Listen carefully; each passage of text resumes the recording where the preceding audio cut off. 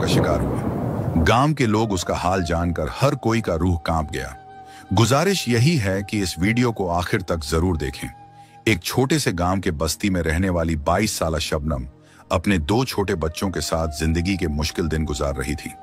चंद साल पहले तक वह जिंदगी की सब सहूलियात से आशना थी।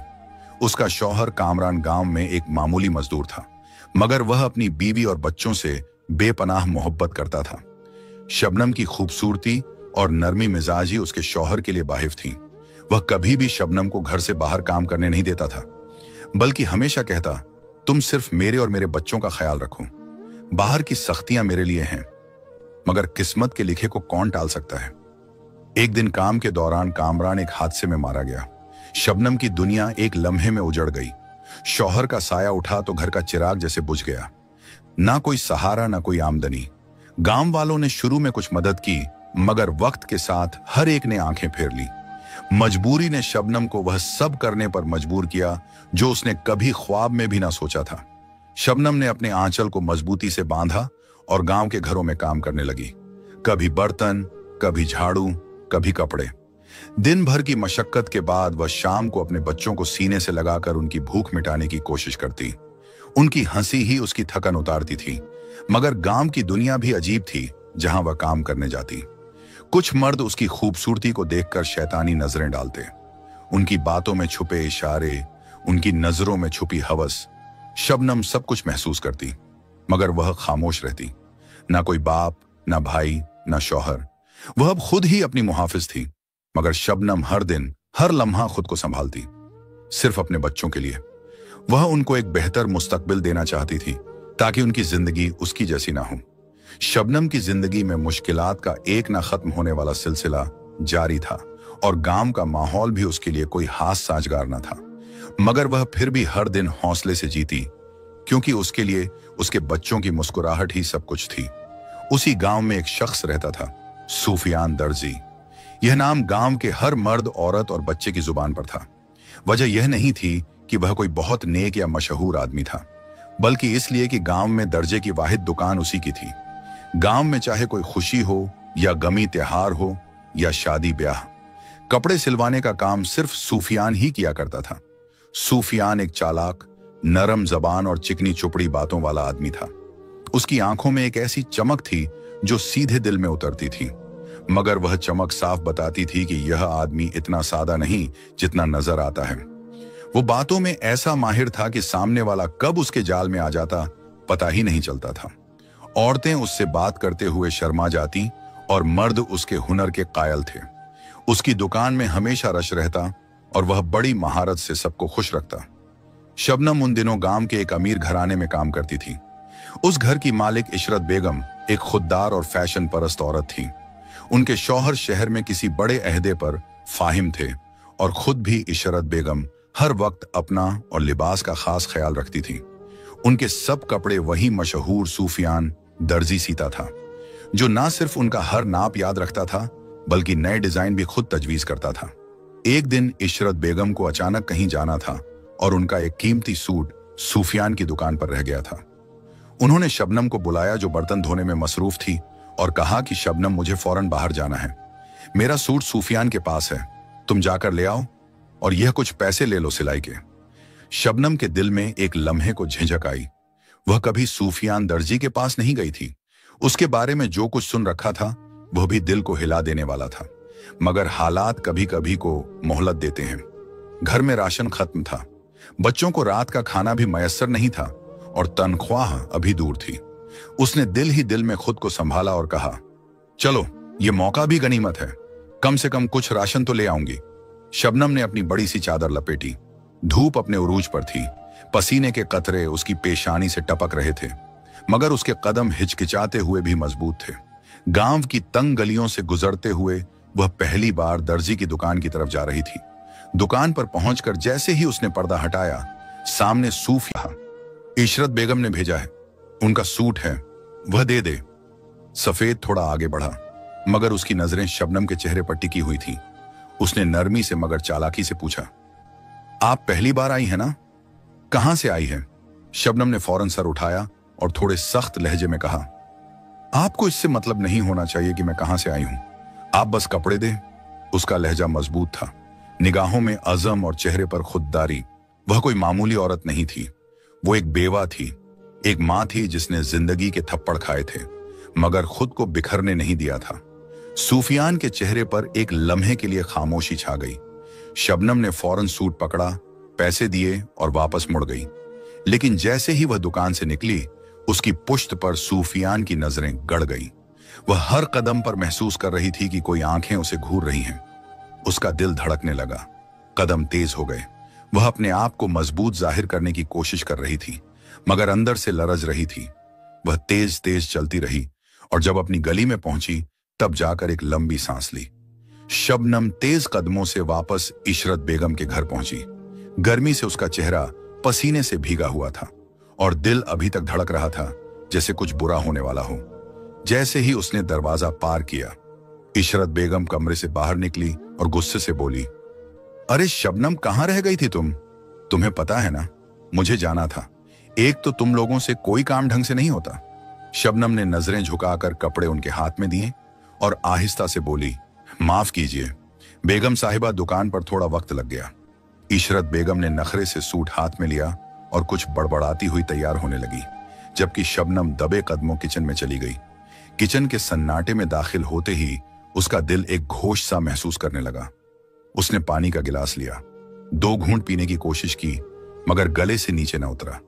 राहत की सांस लेने की कोशिश की, लेकिन इस लम्हे सूफियान की आंखें, उसका अंदाज, उसके अल्फाज और वह नजरें, सब कुछ याद आ रहा था। शबनम ने दिल में अहद किया, अब वह कभी भी वहां नहीं जाएगी, चाहे इशरत बेगम कुछ भी कहे।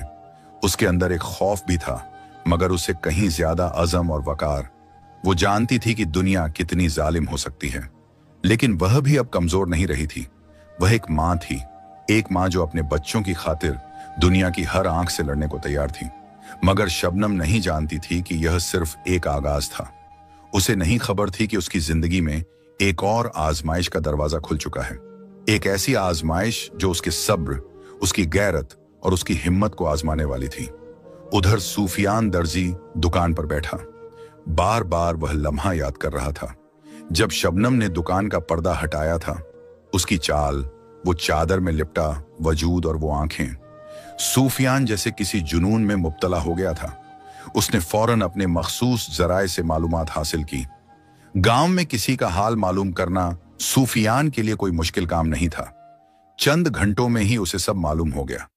बेवा है, मजदूर की बीवी थी, 2 बच्चे हैं, अकेली रहती है, लोगों के घरों में काम करती है। यह सुनकर सूफियान के होठों पर एक शातिर मुस्कुराहट आ गई। उसने कड़क चाय की चस्की लेते हुए मेज पर हाथ मारा और बोला, ओए सूफियान, किस्मत तो देख, यह तो बिल्कुल तैयार शिकार है। अगले रोज शबनम हस्बे मामूल सुबह जल्दी उठी। बच्चों के लिए रोटी का टुकड़ा बचाकर खुद भूखी प्यासी ही चादर लपेटकर काम के लिए रवाना हो गई। उसके चेहरे पर रात की नींद का कोई निशान न था, शायद इसीलिए कि रात ही कहां सो पाई थी। वह गांव की सुनसान गले से गुजर रही थी। धूप अभी मुकम्मल फैली नहीं थी, पर गर्मी अपने वजूद का ऐलान कर चुकी थी। गांव की वह सड़क जहां हर रोज कदम रखती थी, आज कुछ अलग सी लग रही थी और फिर अचानक जैसे कोई साया सामने आ खड़ा हो। सूफियान दर्जी वो पता नहीं कब से वहां खड़ा था, शबनम को आता देखकर जैसे सांसें रोककर खड़ा रहा हो। उसने शबनम के रास्ते को रोक लिया। आंखों में वही मकरू चमक, होठों पर मुस्कुराहट नहीं, एक गलीस नियत छुपी थी। अरे तुम कहां जा रही हो, याद है ना, कल तुम मेरी दुकान पर आई थी। शबनम अचानक रुक गई, कदम जैसे जमीन से चिपक गई। दिल की धड़कन तेज हो गई मगर चेहरे पर वही मजबूती तारी रही जो जिंदगी ने उसे सिखाई थी। हटो मेरे रास्ते से, मुझे देर हो रही है। उसकी आवाज में कपकपाहट छुपी थी, हर लहजा सख्त था। सूफियान आगे बढ़ा, नजरें उस पर जमाए हुए बोला, इतनी भी क्या जल्दी है, कम से कम अपना नाम तो बताओ। शबनम ने उसे घूरा, कहा ना रास्ता छोड़ो वरना अच्छा नहीं होगा। इस लम्हे शबनम ने अपना असल रूप दिखाया। आवाज धीमी सी जहरीली हो गई, मेरी बात मान लो, बहुत पैसे मिलेंगे तुम्हें, बस थोड़ा सा खुश कर दो, जो मांगता हूं दे दो। देखो तुम जैसी औरतें तुम्हारा जीना क्या है, मैं अगर चाहूं तुम्हारी जिंदगी अजाब बना दूंगा। शबनम का चेहरा एक लम्हे को सफेद पड़ गया। सड़क बिल्कुल सुनसान थी, उसका दिल बुरी तरह कांप रहा था, मगर वो एक मां थी, एक गैरतमंद औरत। अगले ही लम्हे उसने अपनी सारी हिम्मत जमा की और एक जोरदार थप्पड़ सूफियान के गाल पर रसीब दिया। हरामखोर, तू मुझे क्या समझता है? सूफियान की आंखों में हैरत, फिर गुस्सा और फिर इंतकाम की चिंगारी भड़क उठी। शबनम वहां से भागती हुई निकल गई।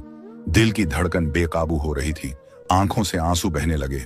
वह दौड़ते हुए बस यही कह रही थी, या अल्लाह, ये कैसी आजमाइश है? कहां ले आया है वक्त मुझे? और पीछे सूफियान बेहसो हरकत खड़ा रहा। उसके गाल पर वह थप्पड़ जल रहा था और उसका गुरूर चूर चूर हो चुका था। उसने दांत पीसे और एक जहरीला जुमला उसके लबों से निकला, 1-2 टके की औरत ने मुझे थप्पड़ मारा। अब देख, मैं तेरा वो हाल करूंगा कि तू पछताएगी। मैं तेरा चैन सुकून सब छीन लूंगा। उसकी आंखों में जुनून था और दिल में जहर। शबनम के कदम भागते भागते लड़खड़ाने लगे और वह बड़ी मुश्किल खुद को संभालती अपने अगले काम वाले घर के दरवाजे तक पहुंची। दिल की धड़कन बेकाबू थी, सांस फूली हुई और आंखों से आंसू रुकने का नाम नहीं ले रहे थे। उसने छुपके से दुपट्टे के पल्लू से अपने आंसू साफ किए और दरवाजा धकेल कर अंदर दाखिल हुई। वह आहिस्ता आहिस्ते से बावर्ची खाने में गई। चूल्हा जलाया, हाथ बर्तनों में लगे थे, लेकिन दिल में जख्मों का तूफान बरपा था। उसका जहन बार बार पीछे भाग रहा था। शबनम की वो नजरें, नोट हुई निगाहें, उसका जहरीला लहजा, वो धमकियां। शबनम ने खुद से सवाल किया, आखिर मैंने क्या गुनाह किया है? बस इतना ही ना कि मैं बेवा हो चुकी हूं, एक अकेली औरत बन गई हूं। क्या दुनिया की नजरों में अब मेरी कोई इज्जत नहीं रही? आंखों से फिर से आंसू बहने लगे। जब मेरे शौहर हयात थे तब कभी किसी ने नजरें उठाकर नहीं देखा, और आज हर तरफ से दरिंदे घेरे बैठे हैं। शबनम का दिल चीख उठा, ये दुनिया कैसी है? अगर कोई औरत कमजोर हो तो उसे इंसान नहीं समझते। अगर मैं भूखी हूं, प्यासी हूं, काम मांगती हूं, तो क्या बस इसीलिए कि मेरे जिस्म को नोचा जा सके? कभी किसी ने यह नहीं कहा कि शबनम, ये पैसे रख लो, तुम्हें बहन समझकर दे रहे हैं, तुम्हारे बच्चे छोटे हैं। मगर नहीं, सबकी नीयत बस एक जैसी है, सबका मकसद बस एक है, मेरे जैसी बेबस औरत को अपने गुनाह का रास्ता बना लेना। उसकी उंगलियां तेज चलते हुए छुरी से कट गईं, मगर उसे दर्द महसूस ही ना हुआ।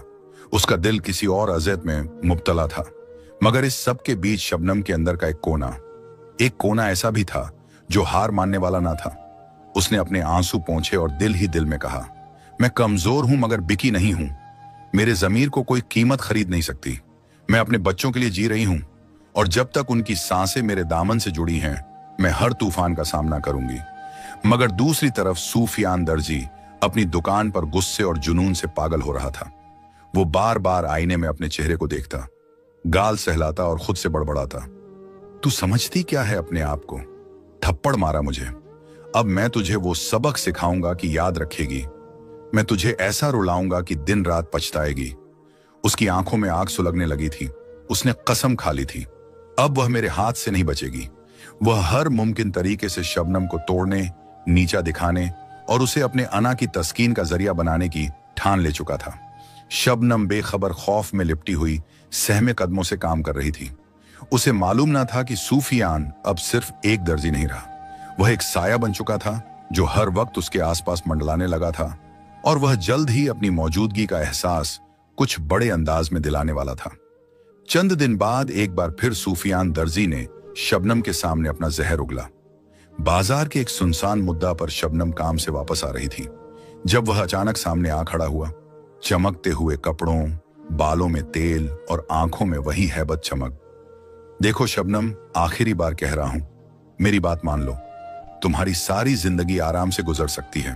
पैसे दूंगा, कपड़े, चीजें, तुम्हारे बच्चों का भी ख्याल रखूंगा। बस मुझे वो दो जो मैं चाहता हूं। शबनम का खून खोल उठा। हराम के पैसों से मेरे बच्चों का पेट नहीं पालना मुझे। तुम जैसे गंदे इंसान को मेरा साया भी नहीं मिलेगा। मैं तुम्हारी हर बात को लानत भेजती हूं। शैतान हो तुम।